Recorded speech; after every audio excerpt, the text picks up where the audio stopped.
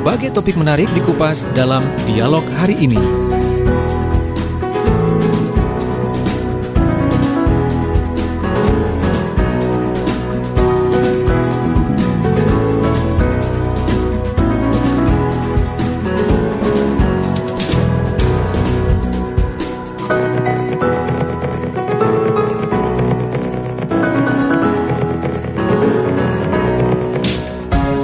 Ya, sahabat Suara Sidoarjo, sahabat RGR Tulungagung, sahabat Praja Angkasa Trenggalek, dan sahabat Ersal Nganjuk. Pagi ini di program Safety on the Road kita mau bahas tentang ruang aman di jalan. Ketika di jalan, pahami dan patuhi berapa jarak aman antar kendaraan. Nah, kali ini kita juga sudah tersambung ya bersama dengan narasumber kita, Coach dari Sigma Safety Drive and Ride, bersama dengan Coach Muhammad Arsyad. Assalamualaikum. Waalaikumsalam warahmatullahi wabarakatuh. Apa kabar, Coach? Alhamdulillah sehat, udara Sehat, juga cerah. Nah, Sebentar saya tengok. Oh iya, masih cerah juga di Suara Sidoarjo.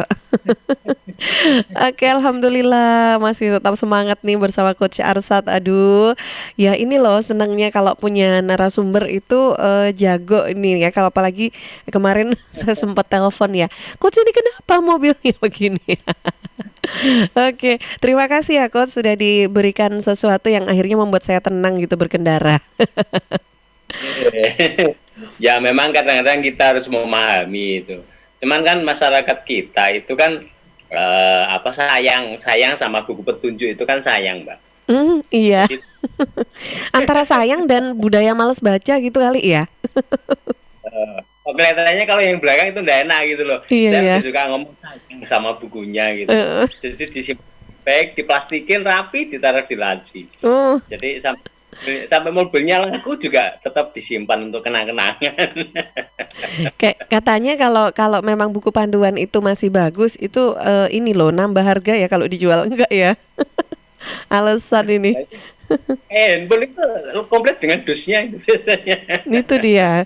Dusbooknya kalau masih bagus ya harganya bisa naik gitu ya. Kalau enggak ya harganya dikit gitu ya. Oke deh. Baik Coach Arsyad, pagi ini nanti kita mau bahas ya tentang ruang aman di jalan. Nah, ini dia. Maksudnya gimana nih Coach? Jadi kalau kemarin-kemarin kan kita ngomong jarak aman ya. Jarak aman itu kan masih depan belakang gitu. Nah, Iya. sekarang kita ngomong ruang. Jadi yang satu hal yang harus dipahami sebetulnya adalah kendaraan itu kan sebetulnya dia bergerak terus, Mbak. Selain bergerak maju, ya kan? Sebetulnya kendaraan itu juga bergerak ke kiri dan ke kanan. Karena untuk keseimbangan kan gitu kan. Kalau untuk motor untuk keseimbangan memang. Jadi roda depan itu tidak pernah benar-benar lurus. Kalau benar-benar lurus repot, kita masuk selokan karena nggak bisa dibelokkan kan gitu kan. Iya. Nah, kalau mobil itu untuk menjaga agar arahnya benar. Makanya kalau kita dalam mobil itu mesti bergerak ke kiri, ke kanan, ke kiri, ke kanan seperti itu. Nah, karena kendaraan ini bergerak ke kiri, ke kanan, itu maka di kiri dan kanan kita, nah kan gitu kan, di kiri dan kanan kita itu juga harus aman kan gitu kan. Jadi juga harus ada ruang aman untuk itu. Contohnya kalau kita berpapasan dengan kendaraan yang lain, kita minggir kan gitu kan. Itu apa istilahnya make room. Jadi kita membuat ruang aman di situ. Ya kan? Begitu juga kalau kita akan mendahului, kita mesti akan ke kanan jaga jarak. Tujuannya adalah sebetulnya untuk menghindari terjadinya apa istilahnya? Touching atau serempetan itu. Untuk menghindari itu ya. Lah, yang kadang-kadang nggak kita pahami adalah seberapa sih jarak amannya itu. Contohnya ini, kalau saya masih ingat zaman Lapindo awal-awal dulu itu, macetnya minta ampun kan, truk besar-besar pada baris seperti itu. Lah sepeda motor bisa apa istilahnya menyelinap, nah di antara truk-truk besar gitu. Kadang-kadang mereka juga tidak mikir ini jarak amannya seberapa. Ya begitu kesenggol, ya kan. Apalagi kalau musim hujan dulu yang sering itu. Ya kesenggol jatuh, bawahnya adalah air lah, lumayan lah seger gitu basah semua. Nah itu yang harus dipahami dulu. Jadi kita harus tahu dulu kalau untuk kendaraan, semua kendaraan sama sebetulnya. Batas terluar batas terluar dari kendaraan itu, kalau kendaraan itu masih standar, saya ngomong masih standar, itu adalah kaca spion. Jadi kaca spion itu adalah batas terluar, gitu loh. Kalau di sepeda motor, selama kaca spion itu tidak diganti, ya kan, dan tidak diarahkan ke pengendaranya, ya kan, itu selama dipasang dengan baik, itu sebetulnya adalah batas jarak aman dari kendaraan. Begitu juga untuk roda 4 dan sebagainya. Ya. Itu batasnya adalah sebetulnya adalah kaca spion.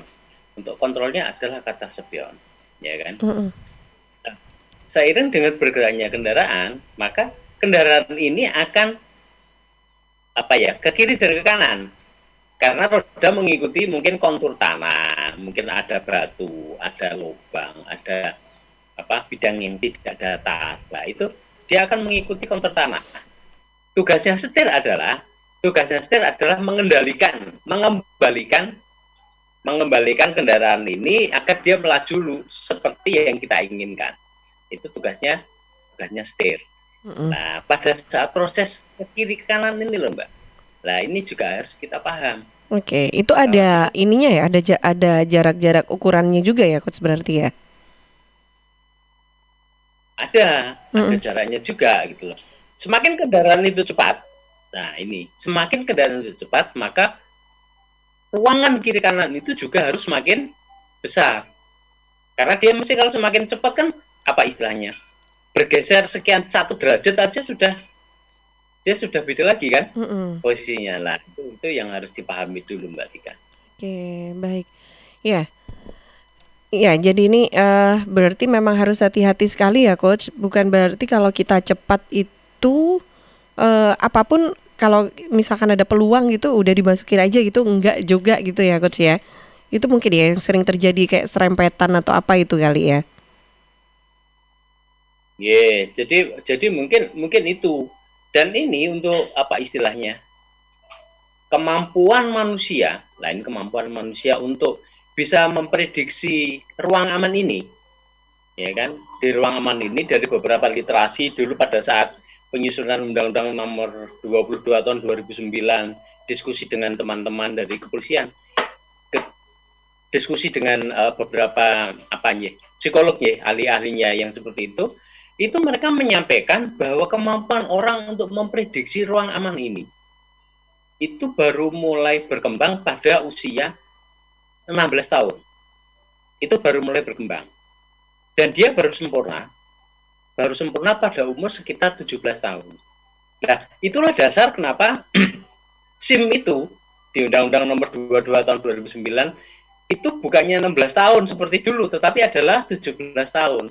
Jadi sebetulnya ini. Nah, makanya kenapa kadang-kadang kalau anak-anak kita yang masih di bawah umur, masih SMP, apalagi kalau di depan rumah saya itu anak-anak SD kecil-kecil gitu banyak udah, Mbak, yang ngebut di jalan itu. Nah, itu sebetulnya masalahnya adalah itu tadi. Mereka belum kemampuan mereka untuk mengukur ruang aman ini yang masih belum. Sehingga kadang-kadang seperti Mbak Tika sampaikan, pada saat mereka mendahului, pada saat mereka simpangan, saat mereka bermanuver, itu kadang-kadang bergesekan atau bersentuhan dengan kendaraan atau dengan pengendara yang lain. Nah, gitu, Mbak Tika. Oke, jadi penasaran, Coach. Berarti kalau caranya untuk mengetahui ruang ini di depan ini aman gitu untuk kita gunakan untuk mendahului itu bagaimana, Coach? Sebetulnya simpel. Kalau depan belakang kan gampang ya. Kalau depan gampang kan, kita selalu ngomong jarak minimal adalah 2 detik lah. Kalau yang di kiri kanan ini, kalau di beberapa tempat ini ada rumusannya memang. Rumusan untuk mencari istilahnya. Goyangan ke kiri kanannya itu seberapa jauh. Itu sebetulnya ada. Tapi saya lebih gampang menyimpulkan gini. Jadi ruang aman itu adalah 1,5 kali dari kecepatan kita. Nah, gitu loh. Artinya contohnya, kalau kecepatan kita 40 km per jam, berarti ruang aman kita, ya kan? Ruang aman kita adalah 1,5 kali dari kecepatan. Jadi 40 dikalikan 1,5. Jadi kira-kira kira-kira jarak kiri kanan itu yang aman. Yang aman itu minimal itu adalah sekitar 60 cm. Itu baru aman. Nah, kalau di Iya. jalan memperkirakan 60 cm itu gimana ya, Coach? Nah, ini yang memang agak susah ya. Memang agak susah. Jadi 60 cm agak susah ya. Kita paling tidak. makanya kenapa apa istilahnya, kemampuan ini baru muncul lah. Ini kemampuan baru itu tadi karena usia segitu. Kita aja kadang-kadang kira-kira aman nggak, cukup nggak lah, kan seperti itu kan. Tapi yang harus kita pahami itu dulu. Jadi 60 cm. Nah, 60 cm itu mungkin rentangan tangan kita, gitu. Rentangan tangan kita satu tangan itu mungkin sekitar 60 cm. Ya kan? Bisa lebih plus minus seperti itu. Jadi Berarti kita harus lumayan agak sempit juga loh, Coach ya, 60 cm ya. Lumayan lah maksudnya jaraknya itu ya. Ngepres. ya ngepres. Makanya saya ngomong batas minimal kan, Mbak.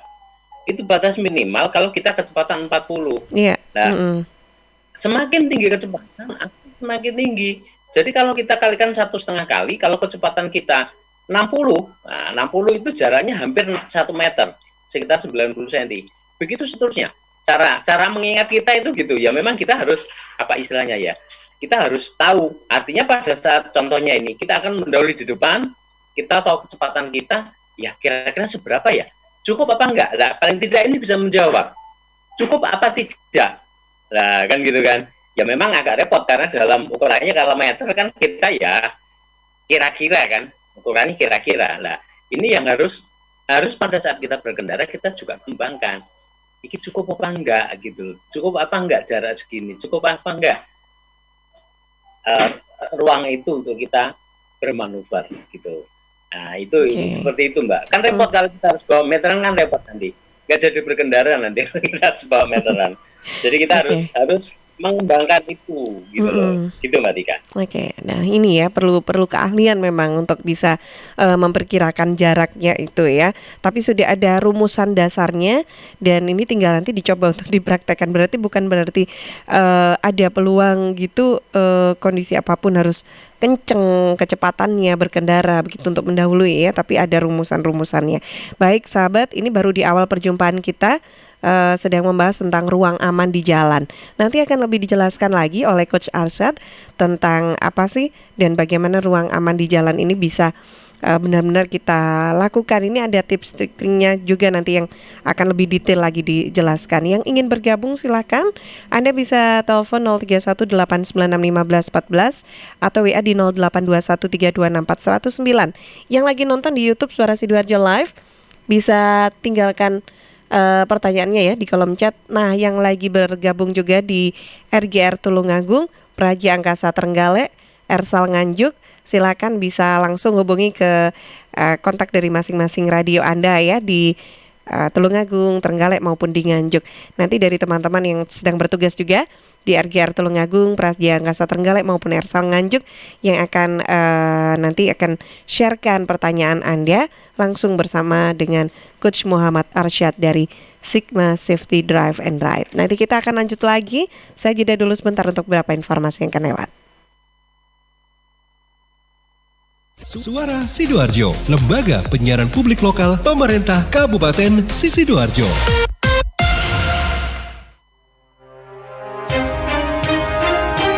Sahabat, kita tahu bahwa merokok dapat mengganggu kesehatan, apalagi rokok ilegal.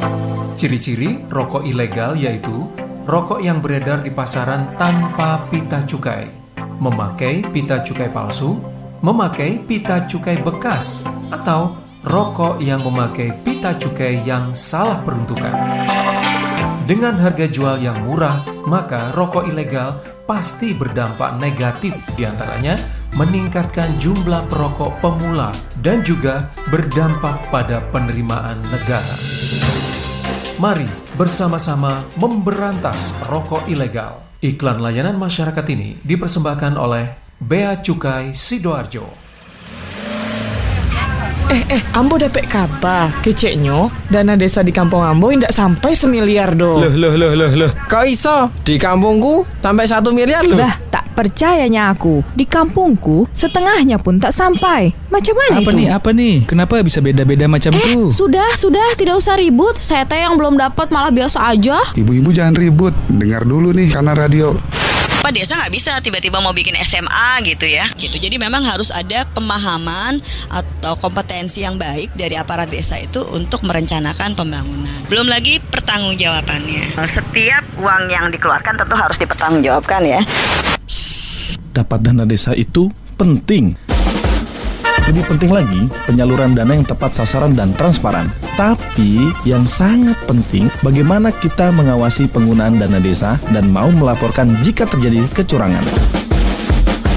Ayo, kawal dana desa untuk kesejahteraan rakyat.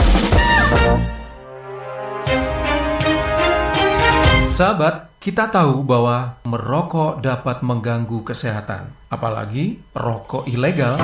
Ciri-ciri rokok ilegal yaitu rokok yang beredar di pasaran tanpa pita cukai, memakai pita cukai palsu, memakai pita cukai bekas, atau rokok yang memakai pita cukai yang salah peruntukan. Dengan harga jual yang murah, maka rokok ilegal pasti berdampak negatif, diantaranya meningkatkan jumlah perokok pemula dan juga berdampak pada penerimaan negara. Mari bersama-sama memberantas rokok ilegal. Iklan layanan masyarakat ini dipersembahkan oleh Bea Cukai Sidoarjo. Saya warga Jatim, Piu dari Padi Reborn, memakai masker. Memakai masker melindungi kita dari risiko penularan COVID-19 hingga 75%. Maskerku melindungimu, maskermu melindungiku. Jatim tangguh. Dan ternyata cinta. Pilgub bermartabat, Sidoarjo hebat. Sidoarjo, yuk podo semangat. Kita sambut pilkada serentak.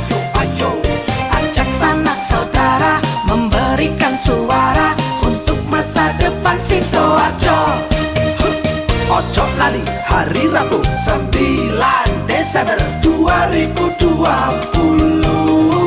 Rame-rame ke TPS kita nyoblos.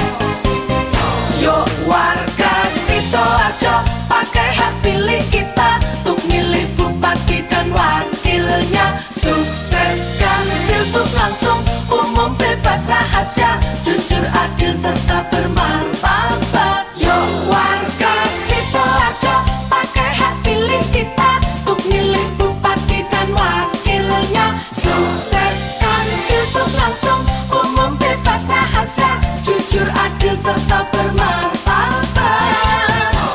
Pilgub bermartabat, Sidoarjo hebat. Pilgub bermartabat, Sidoarjo hebat. Sukseskan pilgub Sidoarjo 2020. Sahabat Suara Sidoarjo, air adalah 2/3 dari komponen penyusun tubuh kita. Pilihlah air yang bukan hanya untuk melepas dahaga, tapi juga punya nilai lebih. Nah, untuk sehari-hari, pilihlah air mineral Santri, produksi Kopontren Sidogiri Pasuruan. Air mineral Santri tidak hanya menyehatkan, tapi juga ikut mengembangkan perekonomian umat. Air mineral Santri bisa didapatkan dalam kemasan 120 ml, 240 ml, 330, ada yang 600, juga 1500 ml dan kemasan galon. Nah, untuk info lengkap dan pemesanannya bisa hubungi Ustadz Muhammad Seger, CV Lantabur Sidoarjo, telepon 0821 3404 0289. Distributor air mineral Santri wilayah Sidoarjo di Jalan Sawo RT 03 RW 01 Plumbungan Sukodono Sidoarjo. Air minum ya Santri. News, Talk, and Music Hits. Suara Sidoarjo. Your multi-platform radio. Kembali di program Safety on the Road, sahabat, kita masih bahas ruang aman di jalan bersama Coach Arsyad dari Sigma Safety Drive and Ride. Nah, Coach, kalau tadi sudah ada rumus ya tentang ruang aman, mengukur ruang aman saat kita akan mendahului. Tapi ini juga apakah rumus ini berlaku saat kita ada di jalan tol atau mungkin di ruas jalan umum biasanya gitu, Coach? Sama saja kah? Ya, kalau ini rumusan ini kan rumusan ini ya, pergerakan kendaraan ke kiri ke kanan. Jadi sebetulnya pada kondisi apapun ini masih bisa digunakan. Walaupun mungkin pengecualiannya mungkin kalau kita melewati jalan yang apa istilahnya, yang rusak gitu ya. Kalau jalan rusak sih saya yakin kecepatannya masih rendah. Jadi kalau jalannya memang kita nggak bisa kecepatan di atas 40 sih sebetulnya aman sih sebetulnya. Tapi rumusan ini bisa digunakan untuk semua kondisi jalan. Cuman kalau memang kondisi jalannya itu semakin gelombang, ya kan. Beberapa jalan di tempat kita sekarang kan kelihatannya jalannya mulus gitu loh, gitu Mbak. Tapi jalannya gelombang. Nah, ini juga harus dipahami. Yeah. Jadi kita harus tahu dulu ini kondisi jalannya kayak apa. Kalau kita ngomong rumusan tadi 1,5 kali dari kecepatan, ini adalah kita asumsikan jalannya kondisi seperti jalan tol. Tapi kalau di jalan-jalan yang kira-kira memang dia tidak rata, ya kan, tidak seperti jalan tol lah istilahnya. Itu ya mau nggak mau kita harus estimasi dulu. Tapi paling tidak kita punya dulu apa istilahnya, kira-kira seberapa sih jalannya gitu loh. Jadi kita harus tahu dulu, oh kira-kira segini. Berarti kalau jalannya, kalau jalannya itu bergelombang atau jalannya banyak lubang atau apa, berarti kita bisa mengisi ini sendiri bahwa oh berarti kalau jalan seperti ini jarak kendaraan ini akan semakin kiri kanan akan semakin besar. Kenapa? Karena pergerakan rodanya, sudut pergerakan roda pada saat jalan itu bergelombang itu akan semakin besar. Nah, jadi kita harus itu dulu, paling tidak kita tahu itu dulu. Ya memang cara terbaik kalau memang kita melewati jalan yang bergelombang atau jalan yang kalau jalan kelihatan lubang-lubang itu mesti kita ngurangin kecepatan. Yang bahaya itu adalah jalannya bergelombang, Mbak. Kadang-kadang apalagi kalau malam, kalau kita lihat jalannya rata, oh jalannya bagus gitu. Kita kemudian apa istilahnya menaikkan kecepatan. Nggak tahunya ternyata kondisi jalannya adalah bergelombang. Saya yang sering itu antara kalau saya ngomong, kalau saya pulang dari mau ke Jawa Tengah itu antara Jombang sampai dari Lamongan sampai Mbah Bata itu bergelombang jalannya. Itu ketahuan sekali, pergerakan rodanya ketahuan sekali, ya kan. Nah, tapi kalau katakan dari Gresik sampai Lamongan, nah itu kita pelan. Kenapa? Karena jalannya ketahuan kalau rusak. Nah, bedanya di situ, Mbak. Beda lagi kalau di tol. Nah, ini kalau di tol kan mungkin masih rata, ya kan. Tapi kita juga harus ingat bahwa pergerakan kiri kanan kendaraan itu juga tetap harus bisa kita estimasi juga. Jangan sampai terlalu mepet saat kita mendahului gitu loh. Karena pergerakan ini kadang-kadang kalau kita konsentrasi kita kurang, maka sudut pergerakan roda ini akan semakin besar. Lah ini yang membahayakan. Itu Mbak Tika. Oke, baiklah. Ya, ini Coach kita bagi waktu dulu untuk yang sudah bergabung sepertinya di Karin. Iya Karin? Iya, jadi ini sudah ada yang bergabung dengan Citra Kusuma dari Prambon, Trenggalek. Selamat pagi Mbak Tika dan Coach Arsyad. Ini saya mau nanya sih, entah ini mitos apa fakta, nyetir mobil matic lebih cepat ngantuk daripada bawa mobil manual. Dan itu yang kadang suka membuat kaget, ngerem dadak sehingga tidak memberi ruang aman di kendaraan satu dengan yang lainnya. Kemudian yang kedua dari Rangga di Krembung Sidoarjo. Coach, menggunakan sandal atau sepatu untuk ngopling ngegas kendaraan ketika mengendarai mobil ini kenapa selalu nggak nyaman ya? Kira-kira penggunaan alas kaki ini bisa berpengaruh nggak sih terhadap ruang aman ini? Oke. Silakan Coach, boleh ditanggapi nih. Yang pertama dulu dari Mbak Citra. Matic itu kaki kirinya istirahat. Ya kan? Kaki kirinya istirahat. Kalau kita menggunakan matic itu pikiran kita yang istirahat adalah pikiran kopling, ya kan? Sama mengganti persneling. Iya, enak itu kan. jadi kalau kita apa istilahnya menggunakan matic itu apakah membuat orang itu gampang ngantuk? Bisa juga karena memang sebagian otak kita 2 poin itu tadi tidak perlu dikontrol gitu loh, Mbak. Nah, ya kan tinggal ngegas ngerem jalan udah kendaraan. Nggak perlu mikir persnelingnya cocok apa enggak. Kalau jalannya macet kita harus ngupling dan sebagainya. Konsentrasinya itu. Jadi memang kalau kita ngomong, matic ini lebih nyaman. Ya kan? Lebih nyaman. Apalagi kalau jalannya macet gitu, waduh, kalau menggunakan apa istilahnya kopling gitu ya lumayan gitu, begitu sampai gitu bisa minta nyari tukang pijet juga kan gitu kan. Nah, karena nyaman ini kita harus hati-hati. Apalagi dalam mobil itu AC-nya dingin ya kan, dengerin musik yang nyaman. Nah, ini yang bahaya. Makanya selalu kita ngomong bahwa saat di jalan itu konsentrasi yang nomor satu. Nah, gitu. Jadi ini sebetulnya bukan mitos, bukan, tapi memang kondisinya seperti itu. Karena kalau menggunakan dengan matic itu harus nyaman. Makanya kalau kita menggunakan matic, kita tetap juga harus kontrol itu benar-benar. Apalagi ini yang kadang-kadang harus dipahami.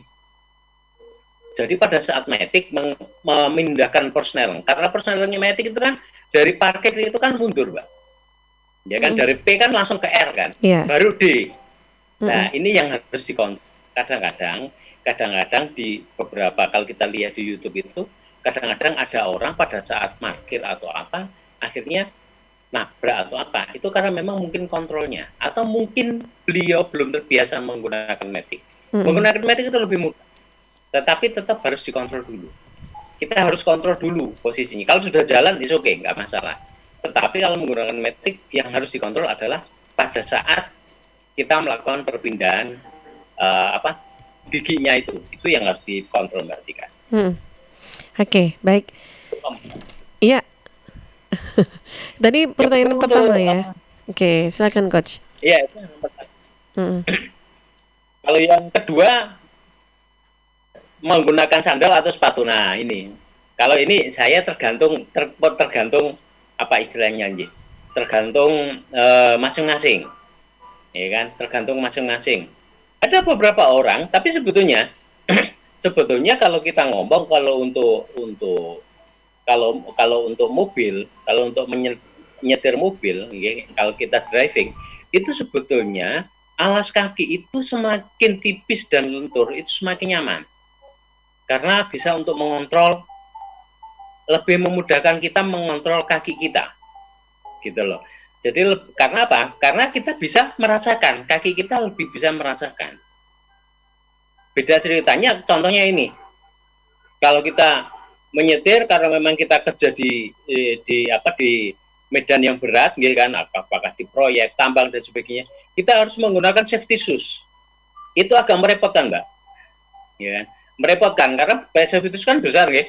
Antara kopling dan antara gas dan rem itu kalau kita menggunakan sepatu safety shoes itu kan jaraknya jadi nggak enak gitu loh. Nah, ini yang harus kita pahami, ya kan? Allah itu kan sudah memberi kita kemampuan untuk adaptasi. Nah, itu yang harus diadaptasikan dulu. Proses adaptasi ini bisa dilakukan mungkin jarak 1 sampai 3 kilo awal. Itu proses untuk adaptasi. Pada saat proses seperti itu, kita harus pelan-pelan, kita harus benar-benar meyakinkan kontrol itu. Kalau saya menyarankan menggunakan alas kaki setipis mungkin, senyaman mungkin, agar kita bisa merasakan kendali kendaraannya, ya kan?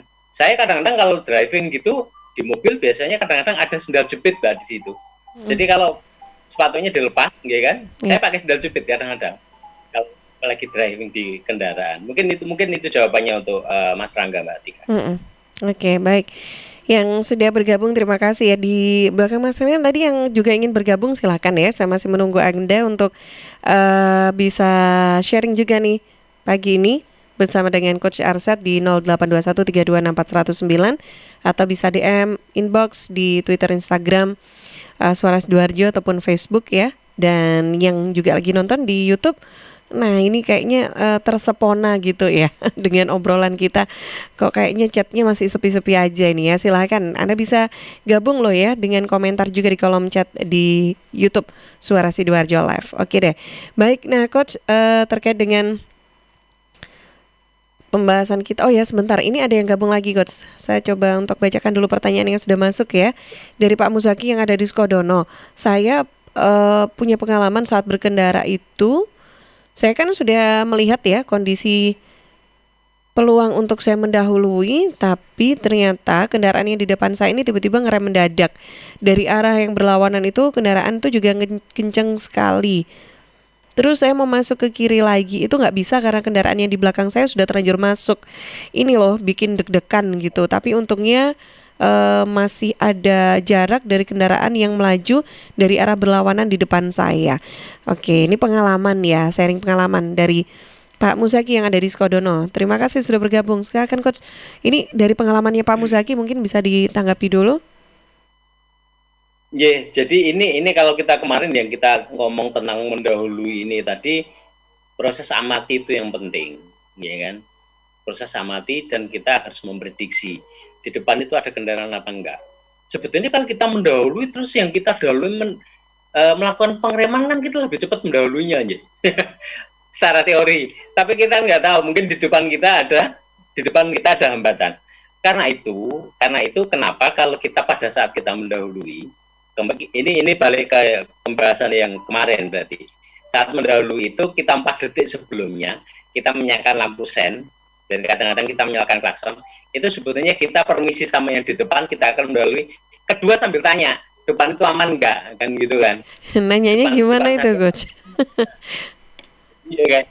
Karena kita nggak tahu kan sebetulnya di depan kita ada apa. Nah, kita ngomong 432 kemarin itu yang 4 detik itu sebetulnya buat itu. Ya kalau biasanya kalau kendaraan-kendaraan besar itu kalau di depan itu tidak aman, mereka akan menyalakan lampu sen kanan. Itu berarti ruangnya tidak cukup ini, tidak aman. Dia ngomong ruang ini tidak aman untuk mendahului, jangan dulu. Ya kan? Begitu juga kalau kita melihat dari arah depan. Nah ini yang kadang-kadang kita lupa itu estimasi jarak di depan kendaraan di depan. Di depan itu kendaraan itu kan beda-beda Mbak di depan itu. Kalau kendaraan itu truk itu mesti pelan, ya kan, kecepatan truk itu paling berapa sih kalau ada muatannya paling 40 sekitar 40, 50, 60. Kecuali kalau dump truck sama truk box itu baru ngebut biasanya di jalan. Nah, tapi kalau kendaraan kecil kayak apa truk tanggung itu ya istilahnya, truk kuning istilahnya. Kuning kendaraan pribadi itu hati-hati. Biasanya mereka cepat. Jadi estimasinya kalau mereka lewat, ya udah biar lewat dulu aja. Nah itu seberapa jaraknya lah ini yang kadang-kadang kita harus jam terbang itu perlu itu di situ. Jadi kita harus tahu di depan itu truk itu lambat, kita bisa menilai. Salah satu caranya yang paling gampang adalah itu tadi. Jadi kita permisi dulu sama yang di depan, ya. Kalau memang cukup, untuk ruangan itu ya udah kita mendahului, ya kan. Nah, kasus Pak Muzaki ini yang penting juga. Kasus Pak Muzaki seperti ini, ya kan. Kadang-kadang kenapa kita harus memastikan ruang aman? Itu seandainya kita mengalami seperti Pak Muzaki, kan kita harus bisa escape, Mbak. Betul kan? Harus kita bisa melepaskan diri dari kondisi itu gitu. Nah, itu kadang-kadang yang harus kita pahami juga, harus kita pikirkan. Apakah kita akan keluar jalur kanan, kita ke bahu jalan kanan, ya kan? Kalau kita melakukan pengereman, apakah cukup untuk belakang itu, kendaraan di depan kita untuk melakukan pengereman? Kalau kondisi seperti ini, Pak Muzaki, begitu mengalami kondisi seperti ini, jangan ragu-ragu untuk segera menyalakan lampu hazard. Gitu loh. Jadi agar kita bisa segera menghindar dari kondisi seperti ini. Mungkin gitu. Oke. Ya, baiklah. Saya ke pertanyaan dulu lagi. Satu lagi yang bergabung di redaksi, Coach. Iya, jadi ini sudah ada satu pertanyaan lagi dengan Iqbal Kusuma di Mojokerto. Coach, jauh ya? Iya, jauh sekali. Ini, iya, oke. Coach, kalau mau menyalip selama space-nya masih luas itu kan nggak apa-apa ya. Tapi gimana sih caranya biar kita ketika memindahkan gigi itu halus? Dan kalau memindah dari gigi 3 atau 4 yang ada di mobil manual, atau kalau di Matic biasanya dari D ke 1 itu kan jadi kayak ngereng di bagian mesinnya.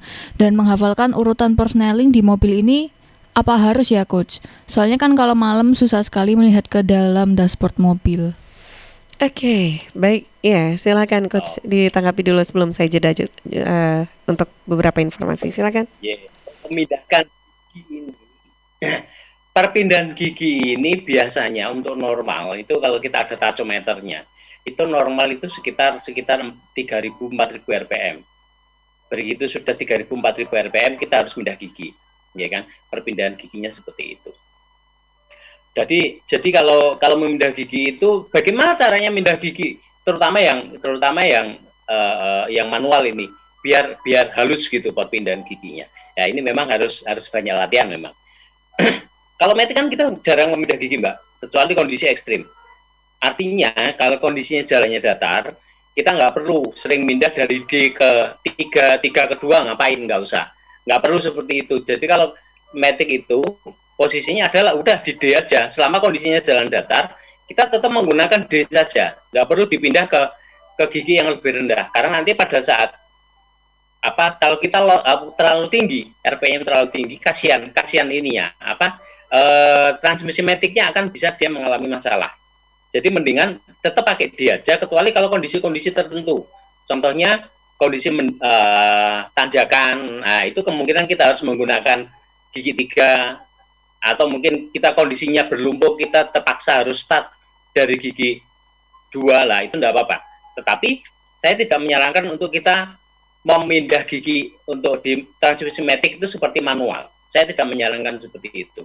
Kalau memang jalannya tidak ada masalah, masih nyaman biasa aja, ya udah tetap di D aja. Kalau Surabaya, Sidoarjo gitu, ya udah pakai D aja cukup, tidak perlu kita pindah ke 3 atau ke 2. Mungkin itu yang nomor 1. Yang kedua, bagaimana cara pindah untuk manual biar dia bisa nyaman. Jadi ini memang triknya memang RPM-nya itu tadi, kita lihat dulu tadi ya kan, RPM-nya sekitar 3.000-4.000 itu biasanya perpindahan gigi di situ. Di atas itu mesti akan gereng kendaraan mesinnya. Nah, jadi cara perpindahan gigi yang halus adalah bagaimana kita saat menginjak koplingnya. Jadi yang benar adalah posisi kendaraan, posisi gas jangan dilepas dulu. Nah, begitu posisi gas tidak dilepas, posisi gas melepas dan menginjak kopling harus bersamaan. Duluan kopling diinjak pelan, tapi gasnya baru kemudian ya sepersetengah detik lah, baru gasnya ditahan, dibiarkan. Itu kendaraan tidak akan loncat. Begitu sudah pindah gigi, ya kan? Koplingnya dilepas dulu. Kalau koplingnya sudah dilepas, baru kemudian gasnya ditambah. Nah, proses melepas kopling ini yang harus berlatih. Jadi memang harus berlatih dulu, ya kan? Dia dilatih. Ya, mohon maaf ini, kaki kiri kita harus dilatih untuk melepas secara pelan, ya kan? Kalau saya dulu kadang-kadang kalau ngajarin anak saya gitu, saya cuma ngomong saat start saya bawa minuman, kamu mulai start, tapi bapak tidak mau minuman bapak tumpah. Saya cuma ngajarin gitu aja. Kalau dia masih tumpah, ulangin lagi. Jadi kalau saya ngajarin seperti itu, kalau masih tumpah, ulangin lagi. Lama-lama dia akan tumbuh sense untuk memindah gigi dengan halus. Nah, itu memang harus belajar, harus harus dilatih. Jadi prinsipnya seperti itu. Kenapa timbul kadang-kadang meloncat, nggak bisa halus? Itu karena kadang-kadang kita kecepatan untuk mindah kopling.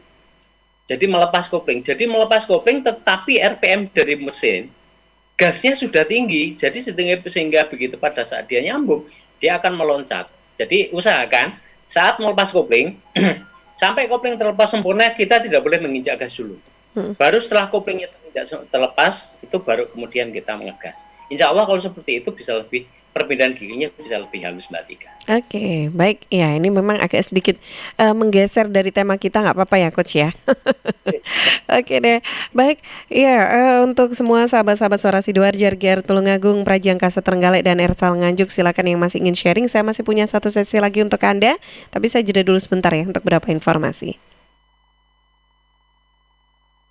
Sidoarjo, Lembaga Penyiaran Publik Lokal Pemerintah Kabupaten Sidoarjo.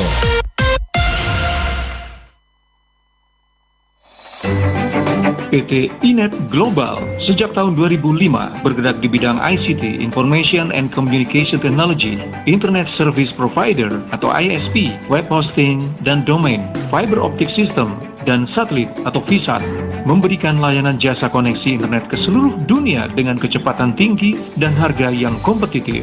Juga memberikan solusi dan jasa konsultasi pendistribusian koneksi internet, menyediakan solusi ICT yang komprehensif, terpadu, dan disesuaikan bagi pengguna yang mencakup data infrastruktur, managed service, cloud computing, IT services, serta layanan digital yang fokus untuk memanfaatkan peluang yang mendukung dan menambah nilai pada bisnis utama tiap customer.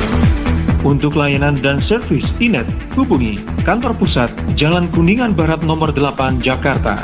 Telepon 021 299 66900. Kantor Surabaya, Intiland Tower lantai 11, Jalan Panglima Sudirman 101-103 Surabaya. Telepon 031 535 3955 031 535-3955. Inet Globalindo, the best service for great solution.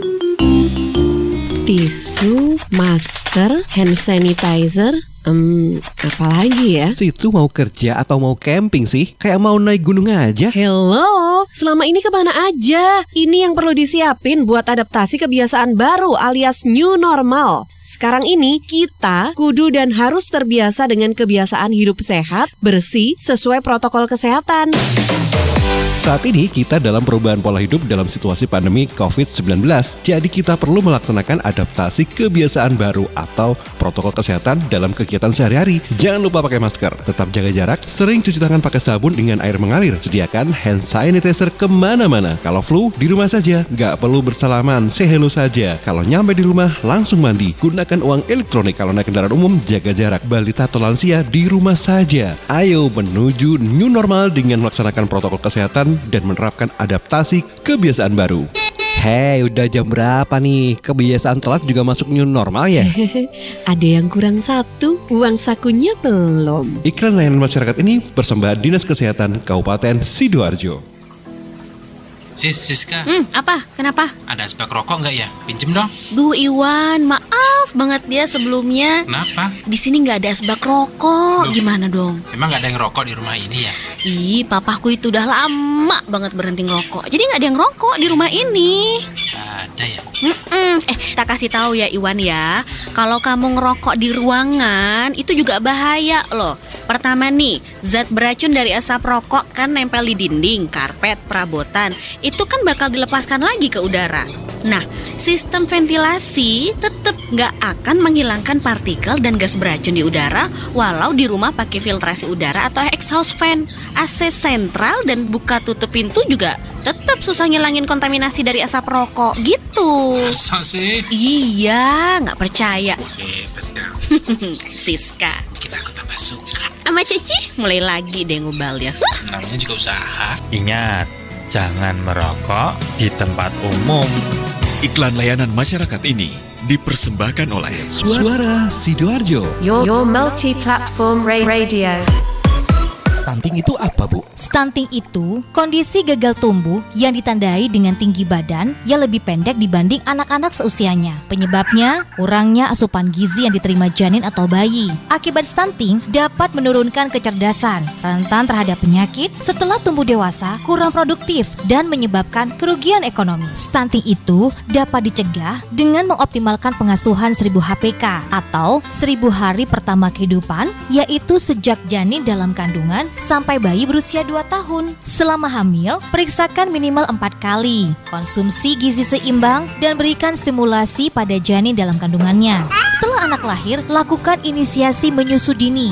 Segera ikut KB dengan menggunakan kontrasepsi. Berikan ASI eksklusif sampai 6 bulan. Berikan ASI dan makanan pendamping ASI sampai 2 tahun. Berikan stimulus atau rangsangan yang tepat sesuai usia. Pantau perkembangan anak dengan kartu kembang anak atau KKA. Untuk pertumbuhan, pantau dengan kartu menuju sehat atau KMS. Rajin mengikuti kelompok kegiatan Bina Keluarga Balita atau BKB dan Posyandu. Jangan lupa ikut KB untuk mengendalikan kehamilan agar tidak terjadi 4T. Terlalu muda, terlalu tua, terlalu banyak, terlalu sering. Dan jika ada masalah, segera konsultasikan kepada kader BKB, kader Posyandu, PKB atau PLKB, bidan, dokter, atau layanan kesehatan terdekat. Ayo, kita cegah stunting. Jika bukan kita, siapa lagi? Jika bukan sekarang, kapan lagi? Iklan layanan masyarakat ini dipersembahkan BKKBN Provinsi Jawa Timur. Tetap optimis di masa pandemi. Pesan dari Menteri Komunikasi dan Informatika Republik Indonesia. Di masa pandemi COVID-19, pemerintah terus hadir bersama rakyat. Pemerintah terus memberikan informasi yang padu. Dengan informasi yang padu, kita bisa berjalan bersama, selangkah, seirama, bergotong royong untuk kesehatan pulih, ekonomi bangkit. Tetap optimis.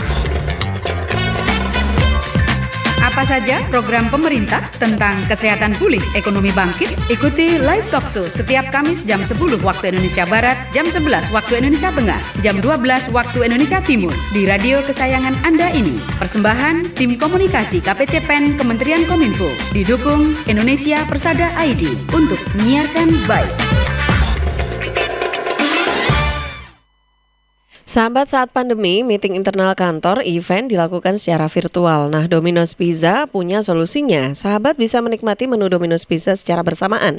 Karena paket Domino's Pizza bisa dikirim ke rumah dengan budget per packnya juga bisa disesuaikan dengan budget yang sudah sahabat tentukan. Nah, untuk info lengkap bisa datang ya ke store Domino's Pizza terdekat atau email dominos.marketingevent@map.co.id atau juga di rateourpizza@dominos.co.id. Sahabat bisa order lewat online juga di dominos.co.id, telepon 15366. 15366. Informasi ini dipersembahkan oleh Domino's Pizza. We brings Domino's Pizza to you. Domino's Pizza the best. Aku sih, yes. News, Talk, and Music Hits. Suara Sidoarjo. Your multi-platform radio. Sahabat, masih di program Safety on the Road ya. Kita masih bahas tentang ruang aman di jalan. Nah, Coach ini sudah ada yang bergabung lagi dengan kita. Saya ke Karin dulu deh. Silakan Karin. Iya, ini ada satu pertanyaan dari Aliani Agatha di Tanggulangin. Apa yang menjadi patokan kalau bumper depan mobil itu udah mepet? Kalau di motor kan mudah melihatnya, tinggal diintip doang sudah bisa. Kalau mobil kan agak jadi PR, soalnya kan di bagian depan mobil itu ada yang panjangnya itu panjang sekali, ada yang pendek juga. Seperti mobil-mobil kecil itu kan depannya pendek. Kalau pakai cara perhitungan dulu juga terlalu ribet, soalnya di perjalanan kan mikir kelamaan juga bikin bahaya. Oke. Ya, Coach, silakan Coach. Ini agak susah ini. Kalau gimana caranya melihat depan itu agak susah. Kalau truk-truk yang besar-besar itu ada kata spionnya itu, Mbak. Jadi kalau di truk itu ada kata spionnya, makanya kendaraan truk gede itu beberapa ada yang kata spionnya sampai 1, 2, 3, 4, 5 itu kadang-kadang untuk itu, untuk blind spot. Itu area blind spot kita. Saya ngomong, bumper itu adalah area blind spot kita. Jadi bagaimana caranya menjaga jarak dengan depan? Wah, ini agak susah. Ini biasanya kita menggunakan feeling aja ya Mbak Tika. Nggak ada, secara tekniknya nggak ada. Jadi kita harus menggunakan feeling, makanya kita ngomong bahwa kita harus menyatu dengan kendaraan itu. Ya kan? Semakin berkembang jam terbang, itu nanti akan semakin terbiasa. Ya kan? Nah, makanya jam terbangnya ini harus nggak apa-apa. Kalau memang yang saya belum biasa driving aja udah. Gitu loh, driving aja. Low speed aja dulu, kan gitu kan. Low speed aja, kecepatan pelan aja, sehingga kita tetap bisa ngontrol dulu gitu. Mbak Tika kalau ditanya, Mbak Tika gimana caranya ngontrol jarak di depan bumper juga susah juga pasti. Susah, udah kayak dangak-dangak gini loh istilahnya. Itu kok kayak nggak kelihatan gitu. Apa harus bantal ditumpuk-tumpuk biar saya tinggi gitu, tapi nggak nyampe nanti ke pedal. Jadi memang itu. Jadi untuk Mbak Riani ya. Jadi nggak apa-apa. Itu nanti kalau kita sudah driving, sudah jam terbang kita semakin tinggi, itu kendaraan ini seolah kita sudah bisa menyatu dengan kendaraan kiri kanan kita, depan, ya itu bisa kita bisa sudah mengestimasi. Jadi memang diperlukan jam terbang yang lebih tinggi. Oke. Ya kan? Coach, kalau malam hari mungkin ada pengaruh dari lampu nggak sih seperti itu? Maksudnya gimana Mbak Tika? Maksudnya kalau melihat kita udah deket atau belum dengan kendaraan di depan itu, dari mungkin kita ngelihat dari pantulan lampu mobil kita di kendaraan depan itu gitu gimana ya? Bisa jadi ya? Bisa. Ya. Kalau dengan mobil kita kan semakin dekat, kan berarti kan lebih terang kan mobil di depan kita. Dan jarak lampunya dia akan lebih fokus. Kalau malam lebih gampang. Karena kalau semakin kita dekat, maka apa istilahnya? Lampu itu akan fokus, akan kayak membentuk lingkaran gitu. Akan membentuk lingkaran gitu kalau dia semakin dekat. Itu memang lebih gampang ya. Tapi tetap kita nggak bisa kontrol ini jaraknya tinggal seberapa. Itu agak susah memang. Jadi memang harus banyak berlatih, ya kan? Harus banyak berlatih itu aja. Kalau memang belum terbiasa seperti itu, gunakan latihan dengan kecepatan rendah. Ya saya ngomong kecepatan rendah itu sekitar 20, maksimal 20 itu udah. Itu untuk latihan dulu aja. Sehingga benar-benar bisa merasakan itu. Beberapa kendaraan dulu, kalau kita latihan awal itu di depannya dikasih tongkat, Mbak. Ya, dikasih tiang gitu ya. Kasih antena di depan. Itu bisa menolong. Ya kan? Itu bisa menolong. Jadi di toko aksesoris itu banyak itu, antena yang ada di depan. Kalau sekarang kelihatannya sudah nggak banyak. Kalau dulu masih ada itu, antena itu pada saat kita latihan itu bisa sebagai pedoman pada saat posisi bemperku di mana sih. Jadi representasi dari bemper itu bisa dilakukan dengan memberi antena atau tiang di bemper. Itu untuk menolongnya mungkin bisa seperti itu, Mbak. Mungkin itu yang bisa saya jawab, Mbak Tika. Oke, baik. Oke, terima kasih yang sudah bergabung ya untuk pagi ini, Coach. Di sesi terakhir ini, Coach, mungkin apa hal lain lagi nih yang perlu kita perhatikan lagi kalau terkait dengan kembali ke tema kita ini tentang ruang aman di jalan ini tadi, Coach? Jadi kalau ruang aman ini, yang nomor satu harus kita pahami adalah kendaraan ini tidak diam pada saat bergerak. Selain jarak aman depan, kita juga harus memikirkan jarak kiri kanan. Batas luar kendaraan itu adalah kaca spion. Ya kan? Artinya, kaca spion ini dikorbankan duluan gitu loh. Jadi artinya kalau suatu saat kita berkendara, kaca spion itu sudah menyentuh objek. Apapun objeknya, apakah bergerak atau tidak bergerak. Itu berarti kalau dia sudah menyentuh itu berarti tidak cukup. Itu yang harus dipahami. Bukan berarti kalau jalan macet terus setirnya dibelokin kiri kanan gitu, jangan. Ya kan? Jadi ini adalah batas maksimal dari kendaraan. Ya kan? Saya ngomong bahwa spionnya masih standar. Ya kan? Nah, pada saat kendaraan bergerak, maka ruang kiri kanan itu akan semakin besar. Itu juga harus diperhitungkan. Karena roda kita tidak pernah lurus. Jadi roda kita itu bergoyang ke kiri dan ke kanan. Bergerak ke kiri dan ke kanan. Fungsi setir adalah memastikan bahwa kendaraan ini lurus. Jaraknya seberapa? Nah, jaraknya itu tadi, jarak amannya adalah kira-kira 1,5 kali dari kecepatan kita. Jadi kalau kecepatan kita 40 km per jam, berarti jaraknya amannya adalah kalikan 1,5 ukur dalam senti, jadi sekitar 60 cm. Ya estimasi aja, mungkin menggunakan rentangan tangan atau apa. Itu yang harus kita pahami. Artinya, semakin tinggi kendaraan kita bergerak, ruang aman ini juga akan semakin besar.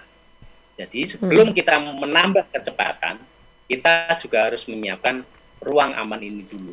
Kalau ruang aman ini tersedia, monggo. Tetapi kalau ruang aman ini tidak tersedia, jangan gambling, jangan adu nyali. Ini itu, Mbak Tika. Jangan adu nyali ya. Oke, nggak boleh spekulasi gitu ya kalau sudah di jalan itu ya. Aduh, oke deh. Baik, nah ini dia. Sudah kita bahas ya sahabat tentang ruang aman di jalan. Mudah-mudahan pembahasan kita ini juga bermanfaat ya. Bisa dipraktekkan untuk kita semua dalam berkendara juga. Coach, terima kasih ya atas sharingnya, ilmunya juga yang sudah dibagikan untuk hari ini. Insya Allah ketemu lagi di pekan depan ya. Terima kasih, salam sehat selalu. Iya, assalamualaikum Coach Arsat. Waalaikumsalam warahmatullahi wabarakatuh. Baik, nah sahabat, demikian tadi Safety on the Road. Kita bahas tentang ruang aman di jalan bersama Coach Muhammad Arsyad dari Coach Sigma Safety Drive and Ride yang juga kita sudah banyak dapat ilmunya kan ya. Mudah-mudahan kita jadi pengendara yang lebih baik lagi. Oke deh. Terima kasih untuk yang sudah bergabung juga di RGR Tulungagung FM 90,1, Praja Angkasa Trenggalek FM 88,9, Ersal Nganjuk FM 105,1, juga di Suara Sidoarjo. Nah, saya Tika Amsar, jam 8 pagi saya ajak Anda dulu untuk menyimak Buletin Jawa Timur yang juga disiarkan serentak bersama Asosiasi Lembaga Penyiaran Publik Lokal Jawa Timur.